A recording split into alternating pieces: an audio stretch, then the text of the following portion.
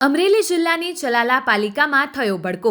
ભાજપ શાસિત પાલિકામાં થયો ભડકો. ચલાલા નગરપાલિકાના પ્રમુખ ઉપપ્રમુખ સામે અવિશ્વાસની દરખાસ્ત રજૂ કરાઈ. ચલાલા નગરપાલિકામાં 24 સભ્યો ભાજપના હોવા છતાં ભાજપના પ્રમુખ ઉપપ્રમુખ સામે અવિશ્વાસની દરખાસ્ત રજૂ કરાઈ. પ્રમુખ ઉપપ્રમુખ વિરુદ્ધ સભ્યોની અવગણના, અવિશ્વાસ, ગેરવહીવટ અને ભ્રષ્ટાચાર વિરુદ્ધ અવિશ્વાસનો પ્રસ્તાવ મૂકવામાં આવ્યો. 24માંથી બહુમતી 20 સભ્યોએ ભાજપના મહિલા પ્રમુખ નયનાબેન વનરાજભાઈ વાળા અને ઉપપ્રમુખ પ્રવીણભાઈ માલવિયા સામે અવિશ્વાસની દરખાસ્ત રજૂ કરી. વોર્ડ નંબર 2ના સભ્ય મુક્તાબેન પરમારે અવિશ્વાસની દરખાસ્ત રજૂ કરીને 24 પૈકી 20 સભ્યોએ સહી કરી.